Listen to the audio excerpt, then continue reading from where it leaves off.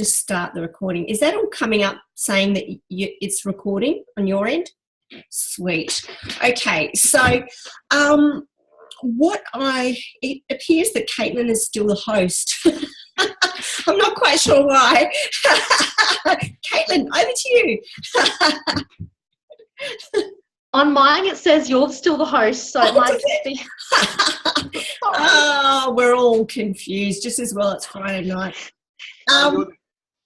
Amanda. Hey. Well, you should be the host. It says you're the host. It does? Oh, good. Yeah, Can you all hear me okay? I can. All right. Good. Welcome to our informal chat on the second piece of assessment. I'm hoping by now that you have sufficiently worked on your thesis, that you have a good idea of the direction in which it will take. Let's see, Jacob, you're doing topic number 1. No tweaking there. Tweaking. What's tweaking? What do you mean? Tweaking. Oh, I've had some students request. Tweaking. Yeah, I got that confused with something else. Oh, did you think I said twerking? Yeah, I'm just sitting down, you know. No, I'm hopeless at twerking. Oh, that's a bad visual image. Bianca, I've got you down as topic 2. Yep, beautiful. Let's see, Jessica, I've got you down as topic 1. And Caitlin, I had tweaking. You do. You can tweak for us all. Oh. And you're doing gene patenting. Yes, I'm looking exclusively at gene patenting. My thesis is patenting the code of life. So Woo-hoo. At least I've got a pretty name down pat. That's a saucy yeah. title. A saucy title. Awesome. Just be mindful, and maybe you could drop me, and this is just me doing a little bit of hand holding. When you have an enormous issue like that, it's probably a good idea to drill down, and whilst it is a very saucy title, it's probably a good idea to drill down and to enunciate most particularly what you are interested in looking in, because as you will... If it helps, there's a subtitle to it saying the importance of the recent changes in the Australian gene patenting codes in comparison to the US and UK models. And then I have a section in there about whether the US, with the EU and the UK, where the UK are going to go now but not in the EU. Will they follow the old school EU ruling? Will the EU step up to where the US and Australia are? So specifically looking at the Myriad case, the big landmark one in Australia, the latest one that came out in 2015, and then comparing it to the mirrored one in the US and how they handled that similar case, which was not nearly as well, and then how that will potentially flow into the EU and now the UK models. Beautiful. I do have a subtitle to it. There's like painting the gene of life, the efficiency of it. Yeah. I'm glad to see there is a yeah. all good academic works have the titles get so long. Like I've done a few before, so you have like a pretty like 3 or 4 words and then like the long full title. That long like, oh no, do I have to read this kind of title? So I've got that there. It's there, I promise, AJ. It's there. No, that's awesome. I just wanted to make sure that there was a very tight focus on that. And I've tightened it more specifically to question 1, so kind of modelling it after question 1. That way I'm still hitting all the targets, but just specifically on gene patenting. That way I can have a really good comparative discussion on the UK, US, EU. Yep, that's great, because then you can break it down, you know what your word count is, you know roughly what you've got to say in each one. And I will flag for you all, I am aware that these are intentionally very broad topics, right? So I am intending that you all will probably select some part of whatever topic you've selected. You will drill down more specifically to, you know, a manageable portion. So where you're looking at, for example, topic 2, and you're looking at reform, I would say it's a very ambitious project indeed, given the word count, to try and get your chops across all of that Productivity Commission report. I would hazard a guess that it's a very good idea to select something that piques your interest and then, you know, research on that and drill down on that. I did have somebody say to me last week, how do I discuss the report? It's nearly 400 pages. And I said, you can't.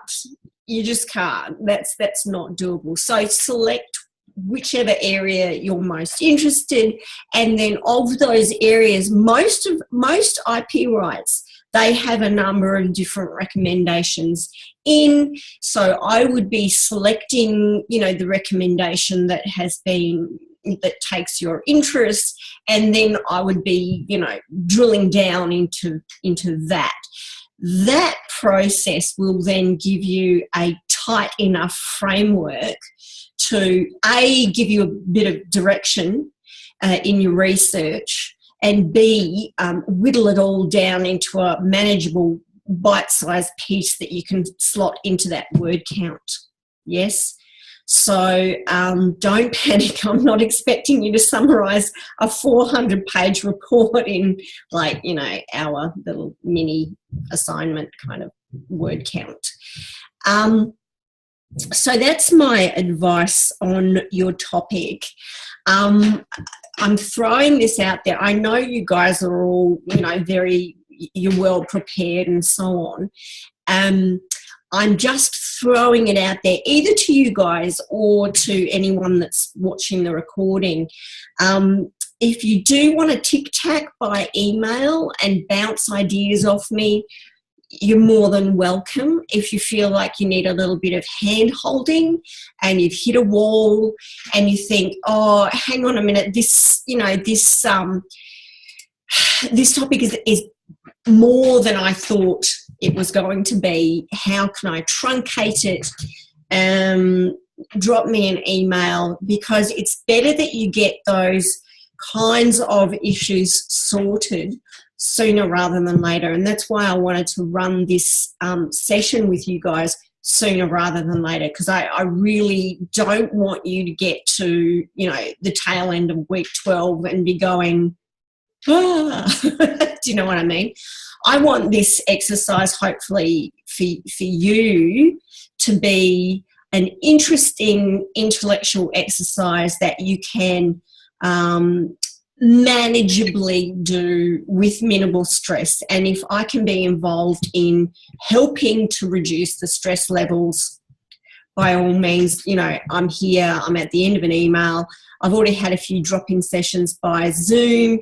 If you need a drop-in session, just email me. We can easily set one up. That's no problem at all.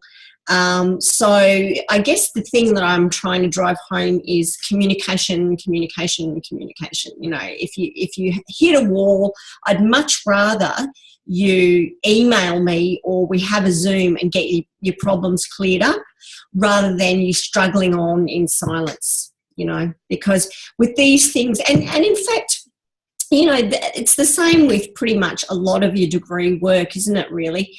It kind of, oh, thank you. Oh, hang on, have I missed some chats here?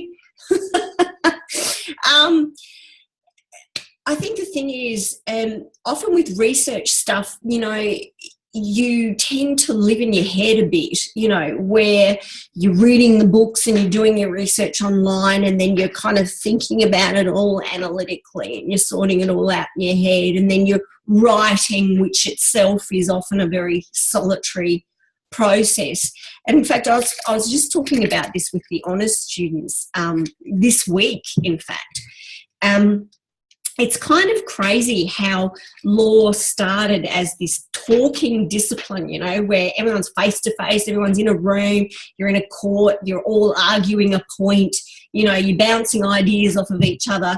And now it's kind of being distilled to this, you know, rather solitary silo. And often with undergrad students, you know, I feel that there's this reluctance to come to the lecture and just chat. And I hope that I've continuously put forward to you guys that my door is always open, metaphorically speaking.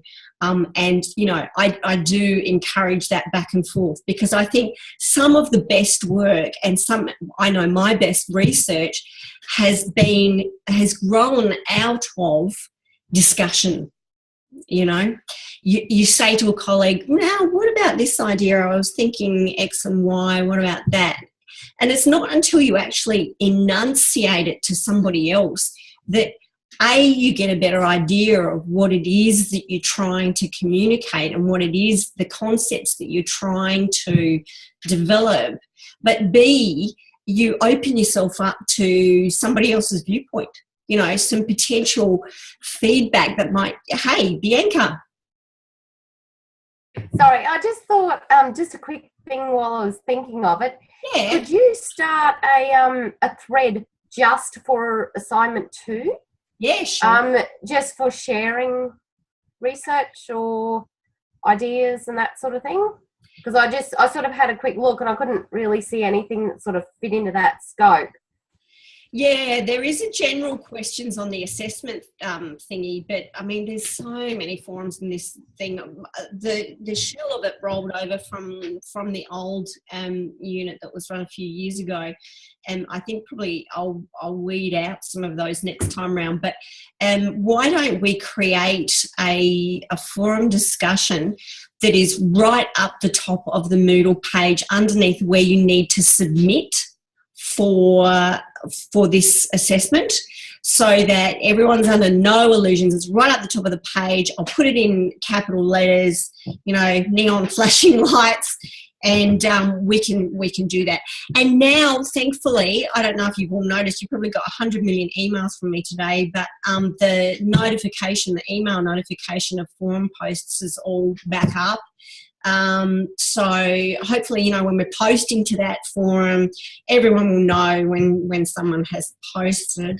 Apologies for all of those millions of emails today. My bad. Jacob. Yeah, I was wondering about, you know, the group participation thing. Can I haven't done anything for heaps, and I know you mentioned it in the email. You're saying there's lots of activity like near the end. It's all right if I sort of do some of the tutorial questions and chuck some things in over the next 3 days. Is that all right? I think I did 1 or 2 questions at the beginning, and I was a little bit active at the beginning. But yes, you were. I have a spreadsheet here. Just before I answer that specific question, I will answer a question that has been asked specifically in the forums, and that is, do you need to submit anything? Up the top where there is that link that says group participation mark, no, you don't have to cut and paste all of your comments that you've made this term. I've been keeping a spreadsheet of who has commented on what week's posts, so which I have here. So I know who has been posting and who needs to post still. So that's that issue I just wanted to get cleared up. Jacob, in terms of when can you post, you are more than free to post at any time before, you know, the end of week 12. I would probably suggest, and I have had somebody else ask me this, you know, when should we post, if you haven't already, you know, done the posts kind of on your way through. I would suggest at this point it's probably better that you start on your 40% written assessment. I am. I'm going to do what I was thinking of doing. Sorry to monopolise the group time. And just to address something in the chat, I've seen another thing from Caitlin now about twerking. and I'm not going to do it. Sorry. But I will do it. Anyone wants? Working. You said flashing lights. I'm like flashing lights and tweaking and twerking and just keeping it lively. I'm going to accommodate everyone. So if anyone wants a twerking session, I will do it in a private Zoom. No, I want not payment. necessary. Necessary? It's out there. It's a floating offer, okay? Unlimited. Oh, that's too funny. I'll do the thing, the group participation, and then if I just look at that, how to do a thesis, like, you know, maybe I should know how to do that by now, but I'll watch that thing by it's Scott, isn't it? Scott Beatty that did that YouTube, and then I'll start working on an idea from number one. But yeah, I'm hoping that I can get that done by the 30th or the 29th of this month, because I need to study for 2 sit-down exams, and I'm going to have to really study heaps for those. Yeah, no, that's fine. My advice to everyone is get your eyes on the prize, get that 40% assessment down and done, and then you can post frantically to the forums if you need to, kind of at the last minute. But I'd be prioritizing that 40% assessment. Okay. Yep. Cool. So that is fine. Another thing that I just wanted to let you all know about, and that is, if you haven't already seen it, I've given you an opportunity to do a final post for the competition challenge. I know Bianca's already in there. And that was a great post. I will probably, as I did with Bianca, I'll be asking you questions about your post. I'll be, requiring you to drill down further on what you've said. But, the group participation mark obviously is based on your postings to the substantive content. But the competition challenge comments are really good because they give me a little bit of a subtext. Often, I find students perform exceptionally well in a less formal environment. And that was my intention behind the competition challenge, just to make it a bit less formal, a bit funny. I can see from Bianca's and a little bit competitive too. And that, I find some people's creative juices work better in that kind of environment. So I follow those posts very keenly to kind of see who's thinking about what. Yes, Caitlin. Sorry, I was just kind of waiting for you to finish your thought there. I just had a question on mass posting, so I'll let you finish your thought and I'll jump in after. So. Yeah, sure. My comment was simply this. I find that forum very useful to flesh out your understanding of IP in, as I was saying, a less formal context.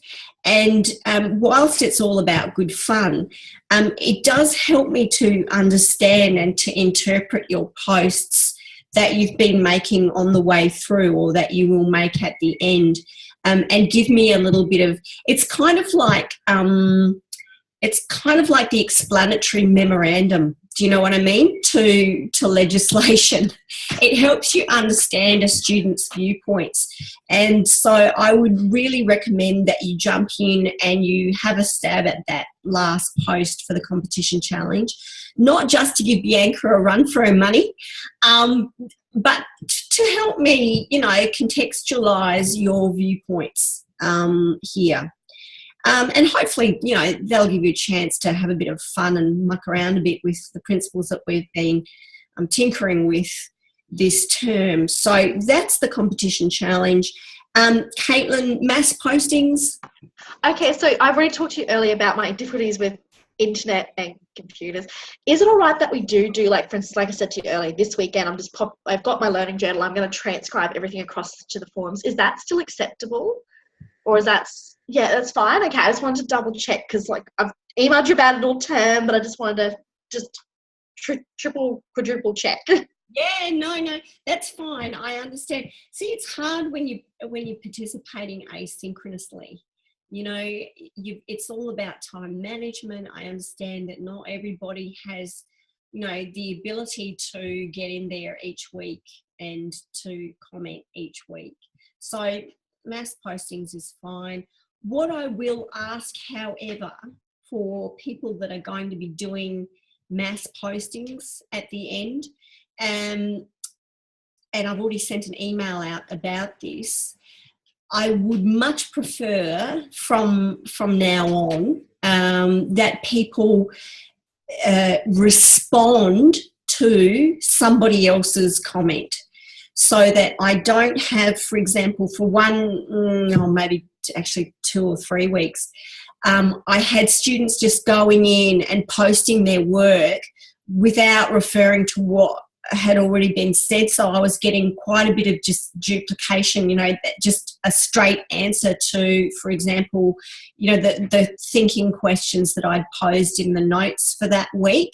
So I was getting multiple, and because, you know, if you've done your readings, you've looked at my notes, a lot of those comments are going to be very similar. So in terms of me marking that, it's just a bit of a waste of time if I have to have the same comments for every different post. It's more interesting for you, and it's a better exercise for myself in seeing what you can do if you're actually commenting on each other's work rather than just posting a straight answer to that week's Toot questions. Because I mean, it's boring for you to get a million emails from me saying the same thing to 5 different people on 1 week's work. And that's the thing with me. I will normally respond to each post. So yeah, it'll just be a better exercise all round if we get some threads happening and get a bit of analytical, critical discussion going, rather than just posting, you know, this is my take on this week's 2 questions. Do you know what I mean? Okay. And the other thing is, length is not the key. I've had some lengthy posts. Quality, not quantity. Yes, exactly. And this is why I say I would much prefer to get some threads going, because that almost forces and drives a bit of analytical thinking rather than just a mind dump of what you've learnt for that particular week. So yeah, quality, it's good. Quantity, maybe not so much, unless it's quality and quantity at the same time. Hey, Bianca. Yes? Did you have a comment? Oh, you're going. Oh, okay. All right, I will check you next week. Sorry. Bye. Jacob. Did you have... I was waving bye to Bianca. Oh, okay. Okay. Poor Bianca didn't get a whole lot of substantive discussion on the second assessment, did she? Oh, never mind. She can watch. There's a replacement. There's a replacement. Jessica McDonald. Oh, there you go, Jess. Handing over to Jess now. She's not a replacement. She's fantastic in her own right. I didn't mean that in that way. What I will say, I just wanted to make a few more technical comments about your writing from my current survey of the material that's been submitted for the first assessment. Okay. I know that the cohort of us is, you know, it's kind of runs the gamut. There are some of you that are really tantalisingly close to the end, and there are some that are not so close to the end. So just kind of shut your eyes and have a short nap if what I'm saying is going to be, you know, preaching to the converted. But your written work needs to have an introduction, a body, and a conclusion, okay? It doesn't matter pretty much in terms of academic writing what your topic is, but if you don't have that format, you risk losing the reader's train of thought very quickly. Some of the assessments that I've read, it may be a sign of, unbridled enthusiasm. Well, that's what I'm taking it as anyway. But they dive straight into the first of however many points that they wish to make without setting the scene first. And this is where your introduction is really crucial. You need to tell the readership what it is that you propose to achieve with your piece of writing. So in relation to your topic, you need to set out your topic. You need to, if you feel you need to justify that topic briefly, obviously, because it's only an introduction, do so. You may wish to feel that you may wish to place it in context, perhaps, rather than justify. This is the magnitude of the problem we're facing, for example. So this is, yes, Jacob. What was mine like? You'll have to wait and see. I'm planning on releasing those marks this night. Caitlin. I was just going to say, I know I'm getting close to the tail end, so I have made the mistake of, I've just made a comment there. I know one of the mistakes I made with an early writing piece that was more of a thesis, I tried to follow IRAC when really I should have been following traditional academic essay writing.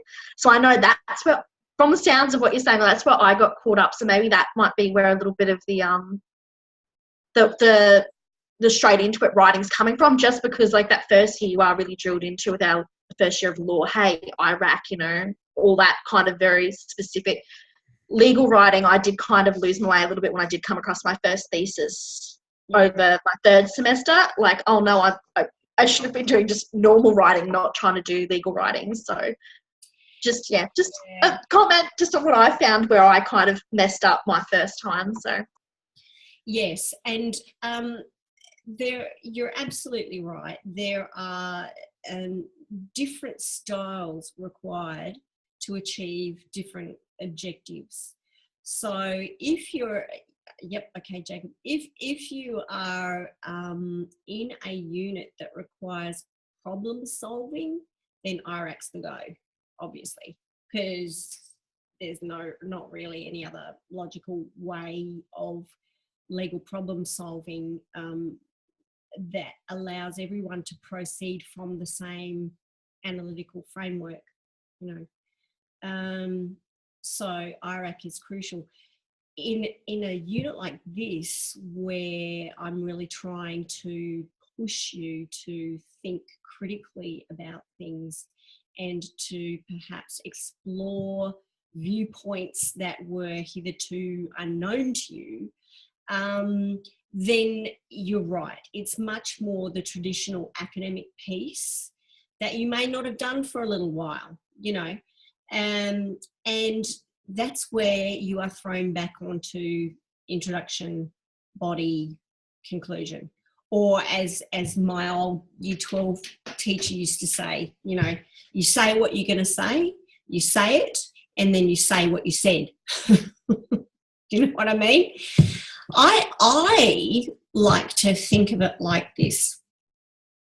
Imagine your lecturer is a rather tired and tantrumy 3-year-old toddler with the attention span of a gnat. Okay, you've got to take that lecturer by the hand and lead them very carefully, very gently, but very carefully and persuasively to the end you want them to get to. Ultimately, you want to put that toddler to bed. So you got to convince that toddler brushing teeth is healthy. We brush our teeth first, then we get into our pajamas, because pajamas are comfortable and they help us to sleep well. And then you get into a bed with sheets and a doona, even though you may not wish to have that particular doona cover this evening. That is the doona cover that is on the bed at the moment. And then you should teach secondary English, AJ.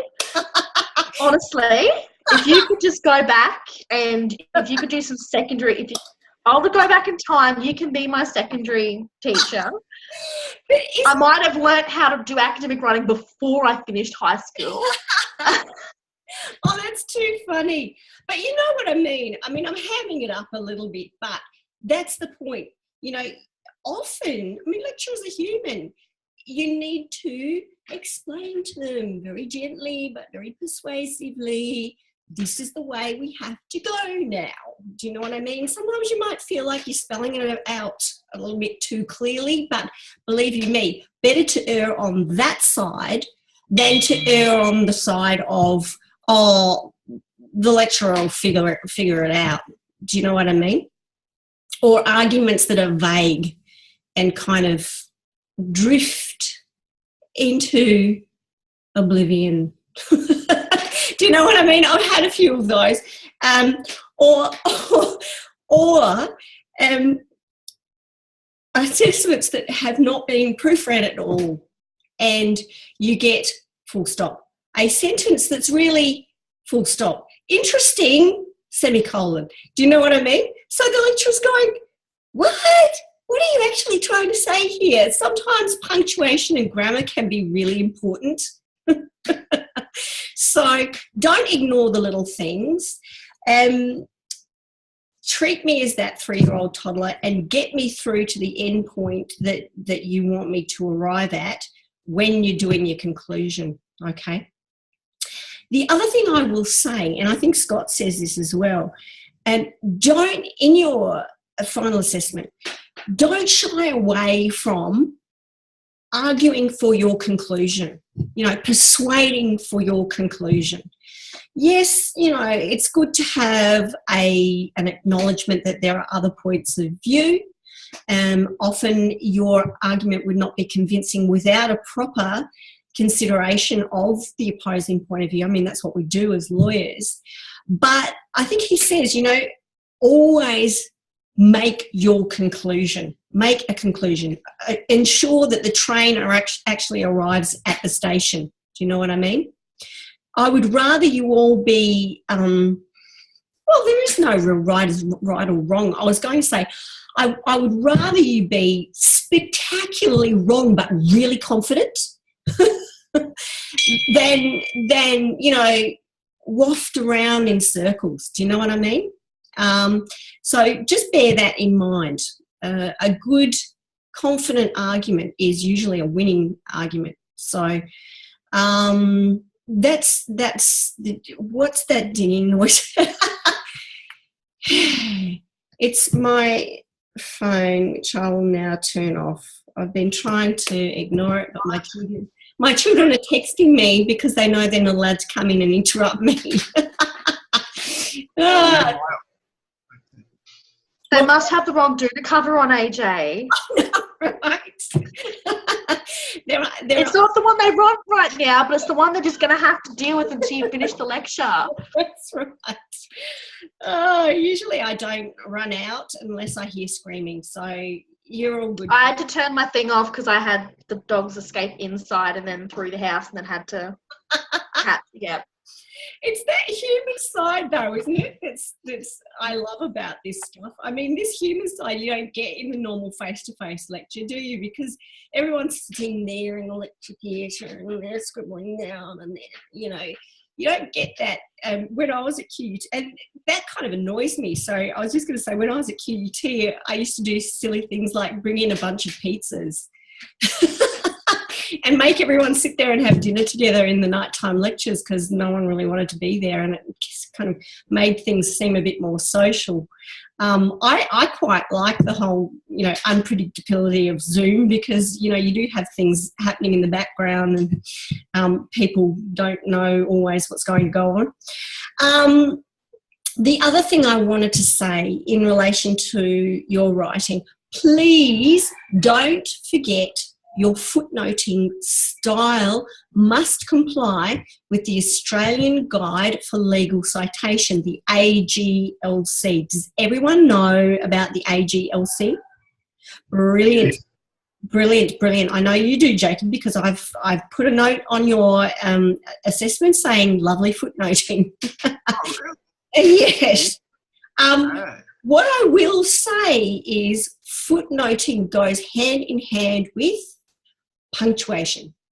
And I can't count how many assessments I've had that just don't put any full stops in their footnotes. I've had some that don't put any punctuation in their footnotes. Really, yeah, you need to keep an eye on your footnotes, because I actually read them. And in fact, I threatened that one time many years ago, and a student wrote in one of their footnotes something about Barney the dinosaur. And I picked it up, and they were very amused that I'd actually read the footnotes. Sorry, Jacob, did you want to say something? Yeah, but I forgot. Oh, I'll remember in a I While Jacob's thinking, I might just say, AJ, I might pop you a few emails. There's a few things that I need to reference that aren't exactly explicitly covered by the AGLC, or they might be, but I'm not looking at it at the right way. I might pop you an email probably sometime early next week, specifically just with American and UK and EU things that aren't quite sitting. Yeah, and a few other just international case. Like I said, I'll pop you an email about it. There's been a few things I've come across. It's been too late to kind of. Sure. Yeah. Like I said, email me with queries sooner rather than later, so you can just problem solve it, and you can just keep on trucking. Yeah. Yeah. No problem. Thanks, Adrian. What else will I say? Headings are good. Headings are fine. I have had some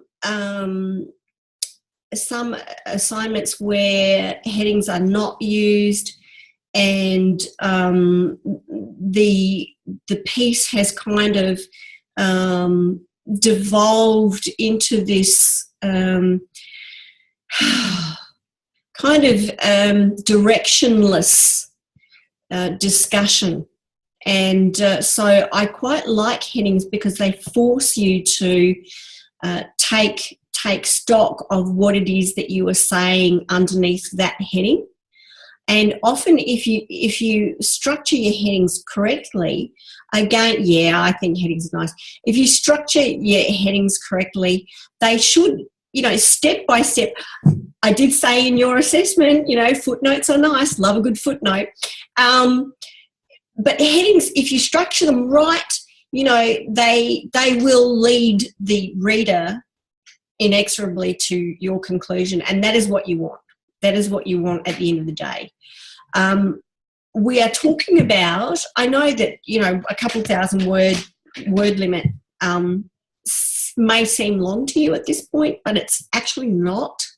And where you have a more open-ended type problem like this, you don't want to write 5,000 words and then have to cut them down to 2. Do you know what I mean? And this is where headings can really help, because if you have your headings structured at the start, yes, I know what you mean about word limit. The more you read, the more you want to say. But if you do have your headings kind of set up, even in a loose structure, they will morph as you polish and edit. But then you know roughly how much you can say under each heading, and you're more likely to have to edit out a few hundred words or 1,000 words rather than 3,000 words. The other thing I will say about word count is, if you're a little worried about your word count, then I think I've said it to somebody else in the emails. Just pop things into your footnotes. Now, I don't want another 2,000 words in your footnotes. That's not the point of it. And if your footnoting gets out of hand, you can be rest assured that I'm going to say something about it if it seems like you're trying to artificially raise your word count.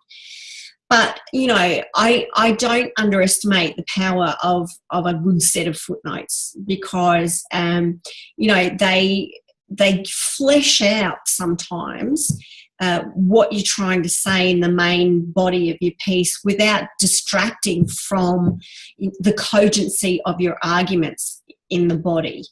And yes. AJ, after you're finished, could you talk a bit about how to write a really good, are there any resources you could recommend for structuring and writing a good reflection? And is there a good way to write a good legal reflection as opposed to just, I suppose, I've got another legal reflection coming up, and it's a pretty sort of a bit meatier one than the one we wrote for you. And I think I can put more in it because I made lots of mistakes, so I learn a lot. But is there I had to do a client interview, and you know, you do observer and you do interviewer, and then so the hardest bit for me, and evidence and proof. What's that? Is that for evidence and proof? No, it'd be legal professional conduct. Oh, sorry, that's right. Yeah, I crossed the streams. Yeah, I'm not looking forward to writing it either.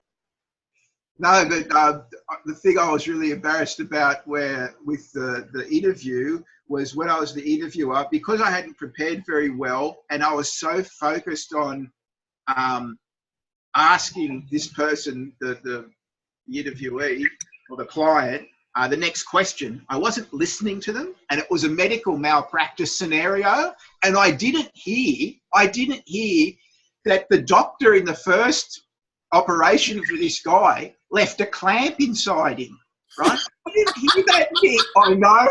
I know, face palm. So I'm just there going, and he's going, but I don't feel any pain now. And I was sort of thinking, what's he got to worry about? He's got to have some ongoing sort of pain to maybe have a chance at this. Anyway, I'm way off topic. Is there any good resources or anything you could, tips you could recommend for writing a good reflection, AJ?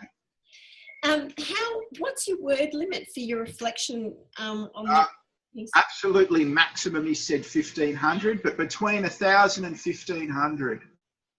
Yeah, so that's more detailed than what I asked you to do. Look, different.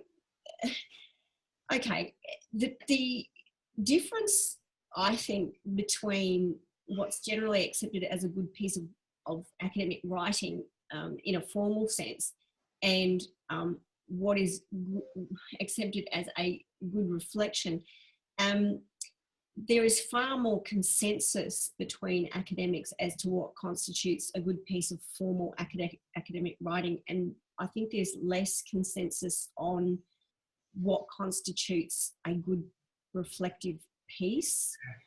I think, you know, I would say my thoughts tend to gel with Scott's thoughts on the matter.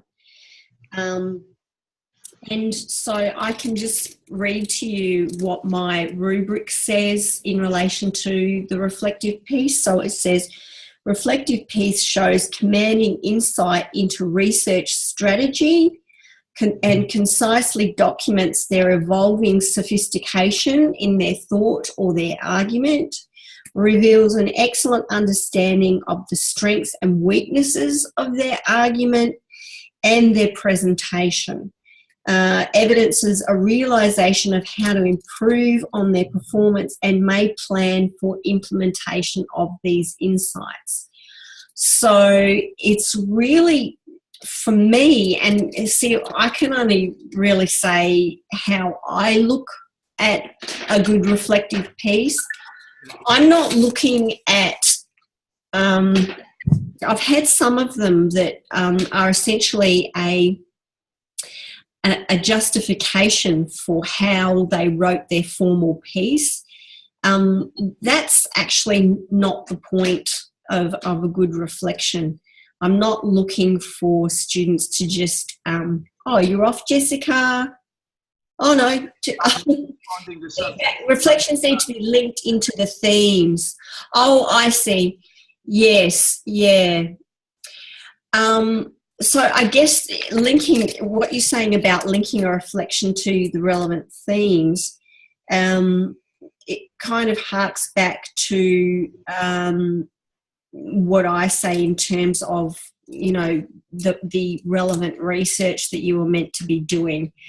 If you have themes for that unit that were meant to be explored in that piece, obviously then that's what the lecturer is looking for. But it's not necessarily a justification of how you've treated the themes in your main piece of writing or in your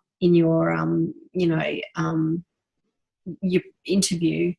It's more looking at what you did and teasing it apart and seeing how you could do better. That takes time, doesn't it? It does. And particularly where you've got, I regard it as quite useful where a student can kind of identify, like I say, not just the strengths in their argument, but the weaknesses in their argument or their performance, and perhaps try and pinpoint, you know, why those occurred, and perhaps try and take that as a learning benchmark for next time round. And like I say, you know, even going to the point of saying, well, next time, like I've had some really good reflections on the group exercise that we did, inevitably in relation to group dynamics and so forth.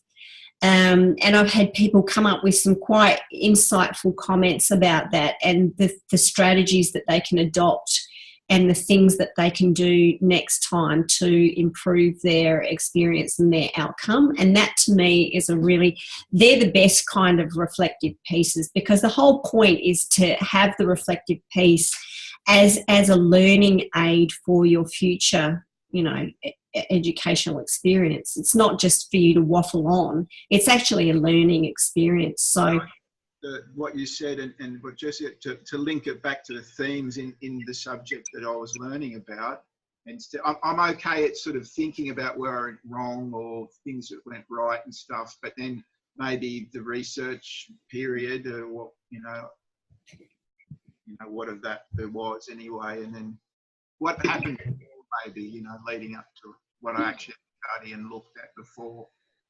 Yeah, well, if you feel like, for example, that when you're in the middle of the interview, you weren't implementing, you know, an active listening strategy, then I think that's a really valid point to make in your reflection, because when you are in the middle of an interview, you know, sometimes you do get very, very focused on what you need to say next, or anticipating what the argument is that the other person is going to make, and then trying to formulate a response to the argument that you think is going to be presented to you, when in actual fact, you know, they may say something completely different, and then you've missed the boat and you've got to try and think quickly on your feet. I mean, all of those things, they're valuable insights, because, you know, client interviewing is a skill that it gets honed. It's not something that it's a tricky thing, you know. Any human dialogue can be fraught with difficulty, much less something where, you know, there's a fair bit riding on the outcome of your discussion. That's what I was about to say. You mentioned once when we were talking about how this learning, you're in a very artificial environment. And what I thought afterwards, that interview, was I was also trying to be what I thought of a lawyer, a solicitor, doing that, you know, the mannerisms or whatever. And I think if I just was myself, or I just sort of treated it as a chat and tried to get as much information out of the person as I could, which I'm all right at doing, instead of that they're thinking, okay, I've got to do this now, and I've got to tell him about the confidentiality thing and costs and stuff, and what he's got a clamp in him, and and all that sort of stuff. That's actually got near the end. Instead of wrapping the meeting up, I just went, man, I can't do this anymore. Let's stop. Because I was like just so far off the tracks. It was a train wreck. Everyone was laughing. He does it on purpose though, to make it like they're done to be tricky. Like even just looking, like I'm preparing for mine now and I'm looking at the 3 things I've been given. I'm like, you're trying to trick us up. We can see that. But so don't feel too bad. I think the point of it is it's meant to be a challenging situation on purpose. Yeah. He wants you to be able to sit there and go, oh, well, that was difficult for these reasons. And how can I do better?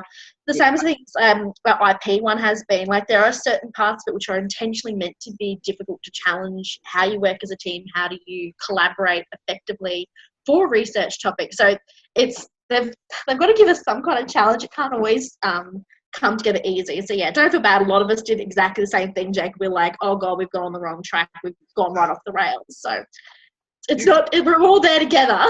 But you prepared for yours. You sound like you prepared. Oh no, not yet. We had one of the people in our group unfortunately couldn't participate, so we've just gotten new group members, and I feel awful because I've had to sit there and be like, I can't do it till next week now, guys. The email saying, has anyone seen this person? Oh no. Yeah. I was going to respond and say I saw it down by the train tracks. Jacob! That wouldn't be appropriate. No! Oh goodness. Okay. It's difficult, isn't it? It's difficult. Come on. I was legitimately worried for students and their grades and everything. Jacob just well, I saw them off. No, but have you heard from the person? Or have you... I'll turn up. All right. Well, are there any other queries that you need answered in relation to the second piece of assessment? I have a specific one, so I might get just 2 or 3 minutes of your time after everyone else, just because I've done some tweaking. Just that way, everyone else can have their piece, and I'll just ask a specific one then. Sure. I just have a quick question. Are you? See ya. Sorry. Yeah, bye. Thanks. Bye. Thanks, everyone. Thanks for coming. Yes, Jessica. So I know you can't do the same topic as the first assessment. Yeah. We are the upcoming group doing trademarks next week. But that's more on the leveraging and copycat brands aspect of trademarks. Is it okay, because I'm doing the first one about whether it's gone into unreasonableness, to talk about some of the, potential other trademark issues like Taylor Swift, for example, trademarking random words that isn't really relevant to leveraging, but is still, trademarks. It's a bit of a semantics question, really. Yeah, no, I have another student that that did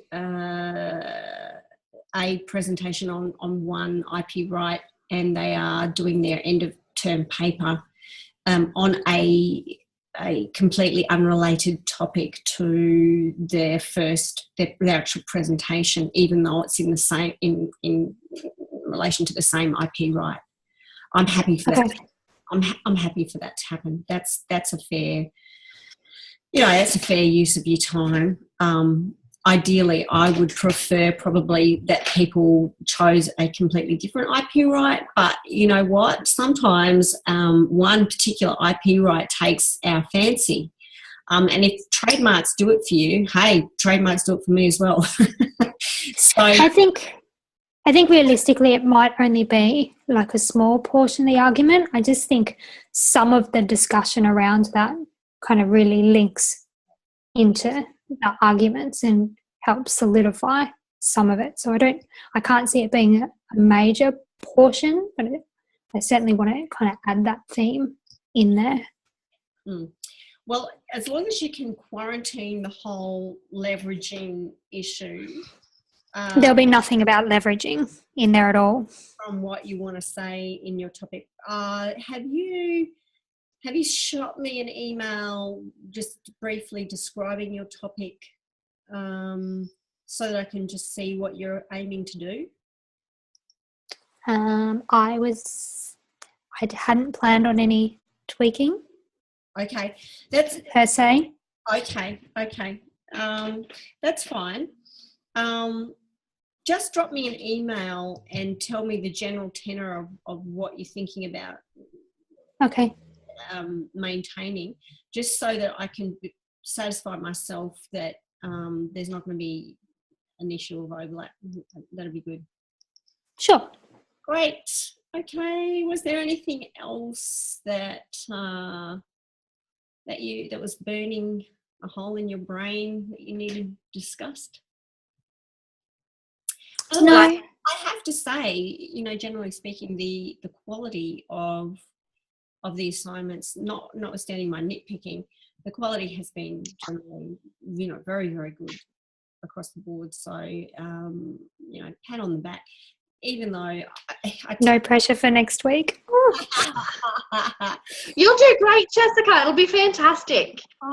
We literally changed a giant chunk of our assessment minutes, like literally 5 minutes before we presented. Hence why I was like all over the place, because like I was still making, yeah. You'll do great. It'll be fine. These are the vicissitudes of life, aren't they, ladies? You'll be fine for that. I'm absolutely certain. I know from your postings and the discussions we've had, you're all across it. So I have every confidence that you will do very well.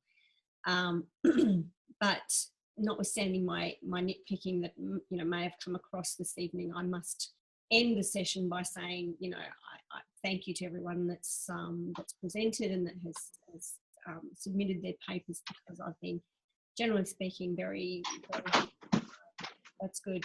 That's a good thing. See, like I said, I have just a very specific question about mine at the very end. So if there's any other general things you want to say, otherwise I'll... No, there's no other general things. Jessica, did you have any other queries? No, I'm all good. Okay, that's great. Well, thank you, ladies. And I'll stop recording now.